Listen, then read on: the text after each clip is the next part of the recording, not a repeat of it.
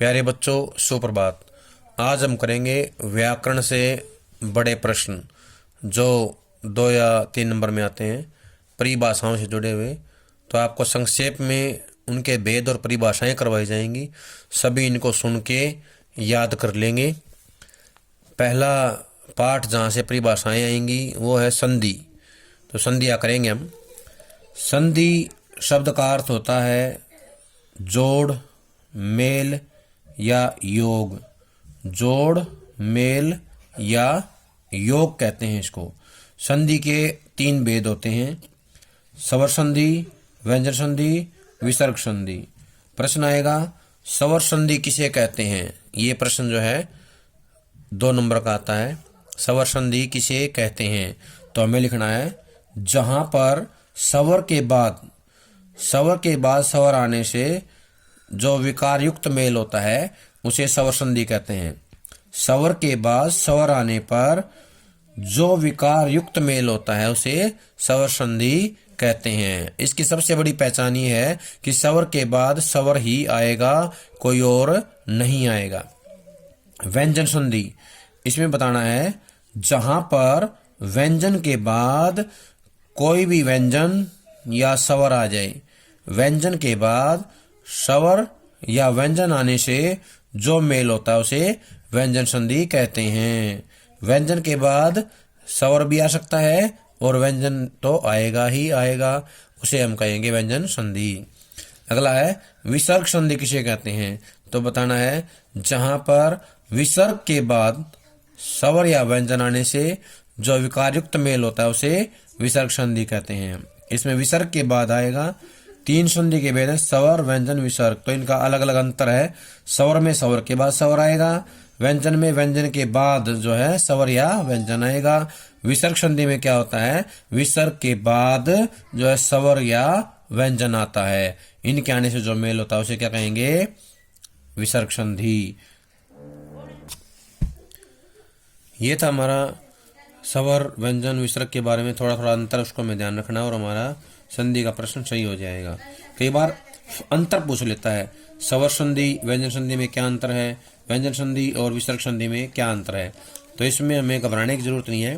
जो परिभाषाएं हमने याद की हैं, स्वर के बाद स्वर आ जाए उसे स्वर संधि कहते हैं, व्यंजन के बाद व्यंजन आ जाए उसे व्यंजन संधि कहते हैं, या स्वर आ जाए, व्यंजन के बाद व्यंजन या स्वर आ जाए तो उनके मेल से जो विकार युक्त शब्द बनेगा या जो मेल होगा उसे क्या कहेंगे, व्यंजन संधि। ऐसे ही विसर्ग में, विसर्ग के बाद जो है स्वर आ जाए या व्यंजन आ जाए तो उनके मेल से जो शब्द बनता है उसे क्या कहेंगे, विसर्ग संधि। अंतर पूछ लेता है कई बार और साथ में उदाहरण लिख देने इनके, तो वो जो है परिभाषा पूरी हो जाएगी, हमारे 2 नंबर आ जाएंगे। अब आता है कई बार गुण संधि पूछ लेता है, दीर्घ, यण और अयादि। तो इनमें मैं कुछ नहीं करना, जो नियम है हमारे वही लिख देने हैं। जैसे दीर्घ स्वर संधि पूछ लेता है, कहते हैं कि दीर्घ स्वर संधि किसे कहेंगे तो हमें बताना है दीर्घ स्वर संधि वहां होती है जहां पर स्वर जो एक जैसे स्वर हैं, सवर्ण जिसे बोलते हैं, सवर्ण स्वर जो हैं, जैसे ए, आ, ई, उ, ये जो सवर्ण स्वर हैं आगे पीछे आ जाएं या पास पास आ जाएं तो उनके मेल से दोनों क्या होंगे, दीर्घ बन जाएंगे। लघु स्वर जो होते हैं वो दीर्घ में बदल जाते हैं। लघु के बाद लघु आ जाए या दीर्घ के बाद दीर्घ आ जाए तो उसे जो है अपने दीर्घ में बदल दिया जाता है। सवर्ण होने चाहिए। सवर्ण स्वर जब पास पास आएंगे तो वो अपने दीर्घ में बदल जाते हैं, तो उसे दीर्घ स्वर संधि कहेंगे। गुण स्वर संधि में क्या होता है, ए, आ से परे ई, उ और री आ जाएं तो ये जो है अपना रूप बदल लेते हैं। ये जो है ई का हो जाएगा ए, उ का ओ और री का अर हो जाता है। ये इनका बदलाव है, ये आपस में परिवर्तित हो जाते हैं, इसलिए इनको कहेंगे गुण स्वर संधि। अगला है वृद्धि स्वर संधि। वृद्धि स्वर संधि में क्या होता है, ए, आ से परे, ए, आ से आगे या ए, आ से परे जो है ए आ जाए या आई आ जाए तो दोनों मिलकर के आई हो जाते हैं। ऐसे ही ओ आ जाए या औ आ जाए तो दोनों मिलकर के औ हो जाते हैं। वृद्धि स्वर संधि में क्या होता है, ए आ से परे अगर संधि स्वर आ जाते हैं तो वो अपने दीर्घ में बदल जाएंगे। यण स्वर संधि में क्या होता है, ई ऊ और री से परे कोई भिन्न स्वर आ जाएगा तो वो जो है ई ऊ और री अपना रूप बदल लेते हैं।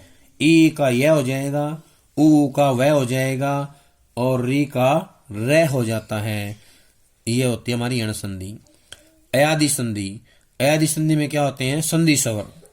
संधि स्वरों के बाद कोई भिन्न आ जाए, जैसे ए ऐ ओ औ, इनके बाद कोई भिन्न स्वर आ जाए या इनसे परे कोई भिन्न स्वर आ जाए तो ये अपना रूप बदल लेते हैं। ए का ऐ हो जाएगा, ए और ये, ऐ का आय हो जाएगा और ओ का औ हो जाएगा, औ का आव हो जाता है। तो ये नियम जो लिख देंगे तो ये इसकी परिभाषा हो जाएगी। तो इनमें से कोई एक परिभाषा पूछी जाती है तो हमें इनके नियम लिख देने हैं। प्रश्न आएगा स्वर संधि के भेद कितने हैं, तो बताना हमें स्वर संधि के 5 भेद होते हैं। तो ये था संधि के बारे में। तो ये संक्षेप में बताया गया है संधि क्या होती है, कितने भेद हैं, स्वर संधि कितने भेद हैं और दीर्घ, गुण, वृद्धि, यण, अयादि इनके नियम क्या होते हैं। इनके नियमों को लिख देंगे तो वही परिभाषाएं बन जाते हैं। परिभाषा में इसके नियम लिखने हैं, ठीक है। तो ये यहाँ से जो है 2 नंबर का क्वेश्चन आता है तो उसको ध्यान से थोड़ा पढ़ लेंगे तो ये याद हो जाएगा चैप्टर। अगला है समास। समास में क्या होता है, शब्दों का मेल होता है, ऐसे शब्द जो आपस में संबंध रखते हैं। तो इसकी परिभाषा बनती है आपस में संबंध रखने वाले 2 या 2 से अधिक शब्दों या शब्दांशों के समूह को समास कहते हैं। समास के कुल भेद 6 होते हैं। प्रश्न आएगा समास के भेद बताइए या कुल भेद कितने होते हैं, तो आएगा 6 भेद होते हैं इसका उत्तर। प्रश्न पूछता है समास के प्रमुख भेद कितने हैं, तो बताना 4। समास के प्रमुख भेद 4 होते हैं। तो इसमें नाम आएंगे अविभाव समास, तत्पुरुष समास, द्वंद्व समास, बहुब्रीहि समास। ये हो गए हमारे प्रमुख 4 भेद। जो 2 भेद हैं वो द्विगु और कर्मधारय हैं। ये तत्पुरुष समास के भेद हैं। द्विगु और कर्मधारय को मिला करके हमारे 6 भेद हो जाते हैं। अब परिभाषाएं याद करनी है तो परिभाषाएं बिल्कुल आसान है। इसमें अव्ययीभाव समास, पदों की प्रधानता के आधार पर जो है ये भाग किए गए हैं। तो अव्ययीभाव समास वहां होता है जहां पर पहला पद प्रधान होता है। जहां पर पहला पद प्रधान होता है उसे अव्ययीभाव समास कहते हैं। तत्पुरुष समास, जहां पर दूसरा पद प्रधान होता है उसे तत्पुरुष समास कहते हैं। द्वंद्व समास, जहां पर दोनों पद प्रधान होते हैं उसे द्वंद्व समास कहते हैं। बहुब्रीहि समास, जहां पर ना तो पहला पद प्रधान हो ना दूसरा पद प्रधान हो बल्कि समस्त पद किसी अन्य की विशेषता बताए उसे बहुब्रीहि समास कहते हैं। बहुब्रीहि समास में ना तो पहला पद प्रधान होता है ना ही दूसरा पद प्रधान होता है बल्कि अन्य पद की विशेषता बताई जाती है, उसे कहेंगे बहुब्रीहि समास। अगला है द्विगु समास। द्विगु समास वहां होता है जहां पर पहला पद संख्यावाची आ जाए। जहां पर संख्या बोध हो उसे क्या कहेंगे, द्विगु समास। और समूह के बारे में बताया जाएगा। यहाँ पर पूछ ले द्विगु समास में कौन सा समास है, तो हमें बताना है द्विगु समास में द्विगु समास ही है। कई बार पूछ लेता है द्विगु समास में समास बताइए, तो बताना है द्विगु समास है। विग्रह पूछेगा तो द्विगु माने 2, गौ माने गाय, 2 गायों का समाहार या 2 गौओं का समाहार। कर्मधारय समास, ये समास वहां होता है जहां पर पहले पद और दूसरे पद में विशेषण विशेष्य या उपमान उपमेय का संबंध पाया जाए। विशेषण विशेष्य या उपमान उपमेय का संबंध पाया जाए उसे क्या कहेंगे, कर्मधारय समास। ये एक ऐसा समास होता है जहां पर 2 प्रकार के संबंध मिलते हैं, पहले पद और दूसरे पद में। पहला संबंध पाया जाएगा विशेषण विशेष्य का, दूसरा पाया जाएगा उपमान उपमेय का। उपमान उपमेय का संबंध मिलेगा या फिर विशेषण विशेष्य का, तो उसे क्या कहेंगे, कर्मधारय समास कहेंगे। अगला है हमारा अलंकार के बारे में। अलंकार, अलंकार शब्द का अर्थ है आभूषण या गहना। कई बार पूछ लेते हैं अलंकार शब्द का अर्थ बताइए, तो हमें बताना है आभूषण या गहना।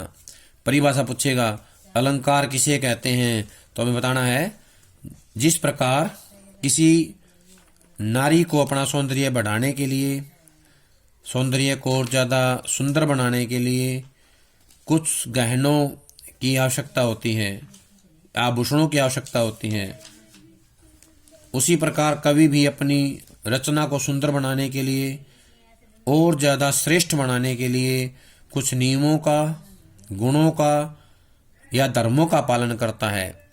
तो उन्हीं नियमों, गुणों या धर्मों को ही अलंकार कहते हैं। कवि के द्वारा अपनी रचना को सुंदर बनाने के लिए जिन नियमों का, गुणों या धर्मों का प्रयोग किया जाता है उसे हम अलंकार कहते हैं। अलंकार के हमारे सिलेबस के हिसाब से 2 भेद हैं, शब्दालंकार, अर्थालंकार। वैसे अलंकार के 3 भेद होते हैं, इसमें एक और जुड़ जाएगा उभयालंकार, लेकिन ये हमारे सिलेबस में नहीं दिया गया है। उभयालंकार 2 ही दिए गए हैं, शब्दालंकार, अर्थालंकार। शब्दालंकार वहां होता है जहां पर शब्द विशेष के कारण चमत्कार उत्पन्न होता है। शब्द विशेष के कारण जहां चमत्कार उत्पन्न होता है क्या कहेंगे, शब्दालंकार। अर्थालंकार वहां होता है जहां पर अर्थ विशेष के कारण चमत्कार उत्पन्न होता है। अर्थ विशेष के कारण जहां होगा चमत्कार उत्पन्न, उसे कहेंगे अर्थालंकार। शब्दालंकार में 3 आएंगे, अनुप्रास, यमक, श्लेष। अनुप्रास अलंकार वहां होता है जहां पर एक वर्ण की बार बार आवृत्ति हो, उसे हम क्या कहेंगे, अनुप्रास अलंकार। और वो वर्ण क्या होगा, व्यंजन। व्यंजन वर्ण की बार बार आवृत्ति होती है, उसे अनुप्रास अलंकार कहते हैं। ये अनुप्रास के बारे में हो गया। यमक अलंकार, यमक अलंकार वहां होता है जहां पर एक शब्द 2 बार आए और उसका अर्थ हर बार अलग आए। एक शब्द 2 बार आए और उसका अर्थ हर बार अलग आए, उसे क्या कहेंगे, यमक अलंकार। श्लेष अलंकार, श्लेष अलंकार वहां होता है जहां पर एक शब्द से ही 2 या उससे ज्यादा अर्थ निकले। एक शब्द से 2 या उससे ज्यादा अर्थ निकले, उसे क्या कहेंगे, श्लेष अलंकार। श्लेष का अर्थ होता है चिपकना, यानी कि एक ही शब्द से 2 या उससे ज्यादा अर्थ चिपके हुए होते हैं, उसे क्या कहेंगे, श्लेष अलंकार। अब है अर्थालंकार। इसके जो है हमारे पास अलग अलग भेद हैं, जिसमें उपमा, रूपक, उत्प्रेक्षा, अतिशयोक्ति, अन्योक्ति, मानवीकरण, ये इसके भेद आते हैं। उपमा अलंकार वहां होता है जहां पर किसी प्रसिद्ध वस्तु से सामान्य की तुलना की जाए। तुलनावाचक शब्द आते हैं इसके अंदर, सा, से, सरिश, सम, सदृश्य, ऐसे शब्दों का इस्तेमाल किया जाता है जहां पे तुलना बताई जाए। जहां पर किसी प्रसिद्ध वस्तु की सामान्य तुलना की जाती है उसे क्या कहेंगे, उपमा अलंकार। रूपक अलंकार, रूपक अलंकार वहां होता है जहां पर आरोप कर दिया जाए। अत्यंत समानता के कारण उपमेय में उपमान का आरोप कर दिया जाए। जहां पर अत्यंत समानता के कारण उपमेय में उपमान का आरोप कर दिया जाए, अभेद बताने के लिए, ठीक है। अभेद बताने के लिए जहां आरोप कर दिया जाए उसे क्या कहेंगे, रूपक अलंकार। उत्प्रेक्षा वाला संभावना, उत्प्रेक्षा का होता है संभावना, जहां पर उपमेय में उपमान की संभावना पाई जाए। जहां पर उपमेय में समानता के कारण जो है उपमेय में उपमान की संभावना पाई जाए, संभावना जहां मिलेगी, इसमें आएंगे मानो, मनु, जनु, तनु, मन, इन शब्दों का इस्तेमाल किया जाएगा। अतिशयोक्ति वहां होता है जहां पर बात को बढ़ा चढ़ा के बताया जाए, वर्णन किया जाए। कोई भी बात हो, किसी भी वस्तु को, किसी भी बात को बढ़ा चढ़ा के बताया जाए, बढ़ा चढ़ा के वर्णन किया जाए, वहां होता है अतिशयोक्ति। अन्योक्ति वहां होता है जहां पे अन्य के माध्यम से बात किया जाए, अन्य के माध्यम से कुछ कहा जाए, अन्योक्ति अलंकार होता है। जहां पर अप्रस्तुत के माध्यम से प्रस्तुत के बारे में कुछ कहा जाए, अप्रस्तुत के माध्यम से प्रस्तुत के बारे में कुछ कहा जाए, उसे क्या कहेंगे, अन्योक्ति अलंकार। मानवीकरण वहां होता है जहां पर जड़ प्राकृतिक वस्तुओं पर मानवीय क्रियाओं का आरोप कर दिया जाए, जड़ प्राकृतिक वस्तुओं पर मानवीय क्रियाओं का आरोप कर दिया जाए। इसके बाद आएगा पुनरुक्ति प्रकाश अलंकार। पुनरुक्ति प्रकाश अलंकार वहां होता है जहां पर एक शब्द 2 बार आए और अर्थ में कोई परिवर्तन ना हो। अर्थ जो है एक जैसा रहे उसे क्या कहेंगे? पुनरुक्ति प्रकाश अलंकार। अब हम इनके उदाहरण करेंगे एक एक। जैसे अनुप्रास अलंकार है, ये तो हमने परिभाषाएं की थी अलंकार की। अब है उदाहरण। अनुप्रास अलंकार की परिभाषा से उदाहरण लिखना होता है। उदाहरण में जैसे लिख देंगे हम, तरनी तनुजा तट तमाल तरवर बहु छाए। तरनी तनुजा तट तमाल तरवर बहु छाए, इसमें जो है तय की आवृत्ति है बार बार। ऐसे ही जो है रघुपति राघव राजा राम, रघुपति राघव राजा राम, यहाँ पे तय और रै की बार बार आवृत्ति है। ऐसे यमक अलंकार में उदाहरण लिखेंगे, वह 3 बेर खाती थी, वह 3 बेर खाती थी। काली घटा का घमंड घटा, यहाँ पे जो घटा है उसका एक का अर्थ होता है हमारा कम होना, दूसरी घटा का होता है बादल, आसमान में उठने वाली घटाएं। ऐसे ही वह 3 बेर खाती थी, वह 3 बेर खाती थी। यहाँ पे जो बेर है एक मतलब बार होता है और एक फल होता है बेर का मतलब। तो ये इस प्रकार शब्द 2 बार प्रयोग किया, उसका अर्थ भी अलग अलग है। सलेश, इसका उदाहरण है, रहीमन पानी राखिए बिन पानी सब सून, पानी बिना न उबरे मोती मानुष चून। यहाँ पर जो है पानी का अर्थ मोती मानुष चून के लिए अलग अलग बताया गया है, इसलिए यहाँ पर जो है सलेश अलंकार है। उपमा अलंकार, उसका हृदय नवनीत सा कोमल है, उसका हृदय नवनीत सा कोमल है। पीपर पात सरिस मंडोला, इसमें सा सरिस ये आगे ना, तो उपमा अलंकार है। रूपक अलंकार में, मैया मैं तो चंद्र खिलौना लाई हूं, चंद्र खिलौना यहाँ पर जो है रूपक अलंकार है, चंद्र खिलौना। चरण कमल बंदो हरिराई, यहाँ पर भी जो है रूपक अलंकार है। उत्प्रेक्षा अलंकार, उत्प्रेक्षा अलंकार में जो है यहाँ पर आएगा, उस काल मारे क्रोध के, उस काल मारे क्रोध के, तनु कांपने लगा, तनु कांपने उनका लगा, मानो हवा के शोर से सोता हुआ सागर जगा। इसमें जो है मानो आ गया है, इसलिए यहाँ पे जो है हमारा उत्प्रेक्षा अलंकार है। अतिशोक्ति, देख लो यह साकेत नगरी है वही, जो आज गगन से मिलने जा रही। एक और उदाहरण है, हनुमान की पूंछ में लगन न पाई आग, लंका शीघ्री जल गई, गए निशाचर भाग। ये जो है अतिशोक्ति का है। अन्योक्ति में, जिन दिन देखे वे कुसुम, गई सुबीती बहार, अब अली रही गुलाब में, अपत कटीली डार। इसमें जो है अन्योक्ति अलंकार है। इसमें कुसुम है, जिन दिन देखे वे कुसुम, इसके अंदर ये बताया गया है कि जब हमारी बसंत ऋतु चली जाती है तो उसके बाद कटीली टहनियाँ रह जाती हैं पेड़ों के पास, ना तो भंवरे जाते हैं ना कोई सामान्य व्यक्ति जाता है।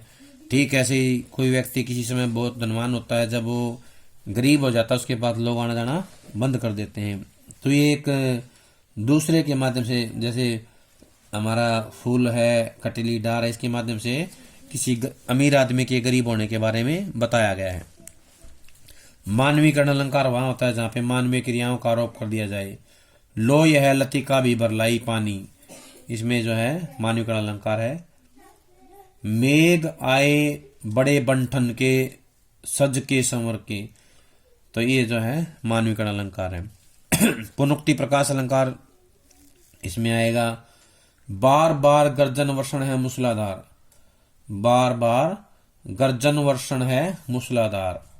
होले होले जाती मुझे बांध निज माया में, होले होले जाती मुझे बांध निज माया से। तो इसमें होले होले है, इससे पहले बार बार गर्जन वर्षण आ रहा था, ये जो उदाहरण है इसमें बार बार गर्जन वर्षण। तो इस सब में क्या है, इन सब में पुनरुक्ति प्रकाश अलंकार है। प्यारे बच्चों, ये था हमारा अलंकार का। इसमें जैसे यमक अलंकार है, इसकी परिभाषा बहुत बार एग्जाम में आ चुकी है, अब की बार भी आने की पूरी पूरी संभावना है। जैसे यमक है, सलेश है, इनकी सभी अच्छे से याद कर लेंगे, यमक सलेश, ठीक है। उसके बाद एक रूपक है और उपमा। इसमें जो ये 4 हैं, यमक सलेश रूपक उपमा, इन 4 में से तो परिभाषाएं आने की बहुत बहुत संभावना है। ये 3 नंबर में आएंगी, यमक सलेश रूपक और उपमा 3 नंबर में ये परिभाषाएं आने वाली हैं, तो इनको सभी अच्छे से याद कर लें, पढ़ लें, समझ लें। ऐसे ही पीछे जो समास किया था और संधि की थी, वहां से 2 नंबर का प्रश्न आएगा। 2 नंबर का प्रश्न अवश्य आएगा। जैसे स्वर संधि है, व्यंजन संधि है, या फिर विसर्ग संधि है, संधि के आधार पे 1-2 नंबर का प्रश्न जरूर आना है। तो उसको याद कर लें, पढ़ लें, अच्छे से समझ लें उदाहरण के साथ अपनी किताब से। तो आपको ये जो है अलंकार, संधि, समास, एक बार परिभाषा इनकी रिवाइज करवाई गई है, ताकि जो ये बड़ा प्रश्न आना है 3 नंबर का, 2 नंबर का, वो अच्छे से याद हो जाए। किसी प्रकार की कोई डाउट है, कोई बात है, तो बच्चे पूछ सकते हैं फ़ोन करके। सभी का बहुत बहुत धन्यवाद।